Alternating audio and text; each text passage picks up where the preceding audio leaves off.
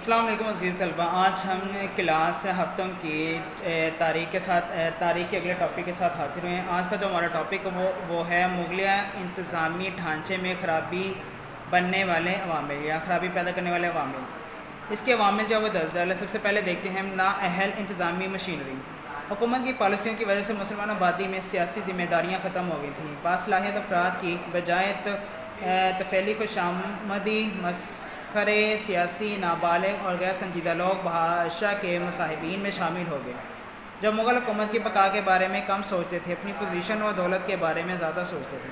ایسے ہی لوگ تھے جنہوں نے نظام الملک کی اصلاح کی تمام کوششوں کو ناکام بنا دیا۔ اسے محمد شاہ کے دربار سے مایوس ہو کر دکن کا رخ کرنا پڑا۔ اس نااہل انتظامی مشینری کے ساتھ سلطنت کو زیادہ دیر تک چلانا مشکل ہو گیا تھا۔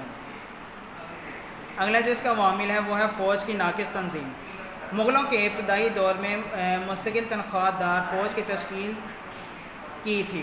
اس کے لیے منصب داری نظام رائج ہوا تھا جس میں تنخواہ نقد دی جاتی تھی، البتہ انعام کے طور پر بعض لوگوں کو جاگیر بھی ملتی تھی۔ منصب دار کے مرنے کے بعد اس کی جاگیر بادشاہ کے قبضے میں چلی جاتی تھی۔ رفتہ رفتہ یہ صورتحال باقی نہ رہی، جاگیریں موروثی ہوتی چلی گئیں اور فوجی عہدے مستقل فوج کی بجائے جاگیرداروں اور امراء کو دیے جانے لگے۔ اگلا عامل جو ہے ہمارے پاس ہے وسعت سلطنت، یعنی کہ سلطنت کا پھیلاؤ۔ اورنگزیب عالمگیر کے زمانے میں سلطنت مغلیہ کی حدود جنوبی ہند کے آخری سرے میں جا پہنچی۔ برصغیر تاریخ میں غالباً سب سے بڑی سلطنت اسی زمانے میں تھی۔ شمالی اور جنوبی ہند کو یکجا رکھنا بہت حد تک ناممکن ہو گیا تھا۔ داخلی کمزوریوں کے باعث اورنگزیب عالمگیر کے جانشین وسیع سلطنت کو نہ سنبھال سکے۔ اگلا ہمارے پاس اس کا جو عوامل ہے وہ ہے جذبہ علمی اور سائنسی تحقیق کی کمی۔ مغل حکومت کے دور میں علمی اور سائنسی تحقیق کی رفتار زمانے سے کم رہی۔ قدیم طرز کا نظام تعلیم چلتا رہا، نئے معاشرتی مسائل پر غور نہ کیا گیا، نہ ہی سائنسی معلومات حاصل کرنے کی کوشش کی گئی۔ شاہ ولی اللہ محدث دہلوی نے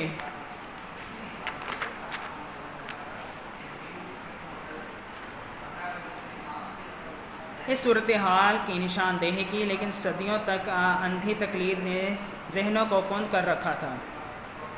یورپی اقوام نے نیا طریقے جنگ اختیار کیا تو مسلمان پالکیوں میں سوار ہو کر مقابلے کے لیے نکلتے تھے۔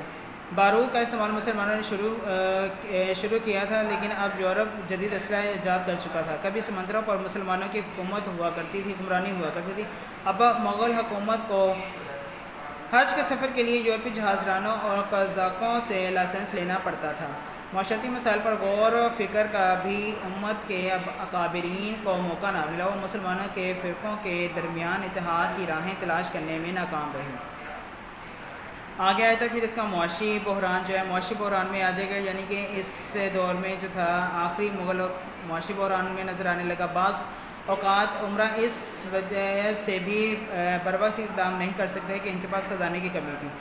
صوبوں کے پر حکومت کی گرفت ڈھیلی ہونے سے صوبوں سے ٹیکس کی شکل میں رقوم وصول نہیں ہوتی تھی۔ خانہ جنگی بار بار حکومت میں تبدیلیاں اور لوٹ مارنے کی تجارت اور زراعت پر برا اثر ڈالا جاتا ہے، جس سے مالیات کا نظام متاثر ہوتا ہے۔ اس کے باوجود بادشاہ کے پاس عیش و عشرت کے لیے بے شمار دولت تھی، لیکن فوج مہمات کے لیے وہ رقوم مہیا نہیں کرتے تھے۔ آگے آتا ہے نااہل حکمران۔ آخری مغل حکمران میں حکومت کی صلاحیت نہ تھی اور حکومت کسی نہ کسی وزیر یا مشیر کے حوالے کر کے خود عیش و عشرت میں مصروف رہتے تھے۔ رشوت نہ صرف امراء اور منظور نظر درباری ہی لیتے تھے، بلکہ خود بادشاہ بھی نذرانے اور پیشکش کی صورت میں رشوت لیتا تھا۔ کوئی شخص ایک حقیقی رقم نذرانے کے طور پر پیش کر کے منصب دار یا صوبے دار بن جاتا تھا۔ آگے آتا ہے سکھوں، مرہٹوں اور راجپوتوں کی بیداری۔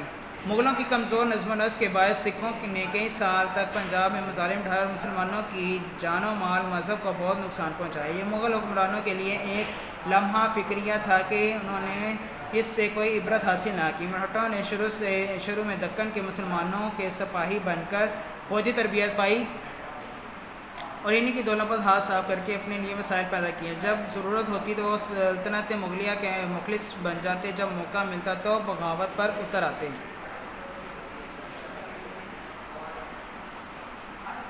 اگر احمد شاہ ابدالی پانی پت کی تیسری لڑائی میں اس کی قوت ختم نہ کرتا تو وہ ہندوستان کے نئے حکمران ہوتے. راجپوت جو کبھی مغل حکمرانوں کے قریبی رشتہ دار تھے، مرکزی حکومت کو کمزور کرنے میں پیش تھے. یہ مرہٹوں کو اپنے پاؤں پر کھڑا کرنے میں ان کے مددگار ثابت ہوئے. جہاں کہیں بغاوت کو دبانے کی ذمہ داریاں پڑی تو انہوں نے بغاوت سے صلح کو تجویز دی.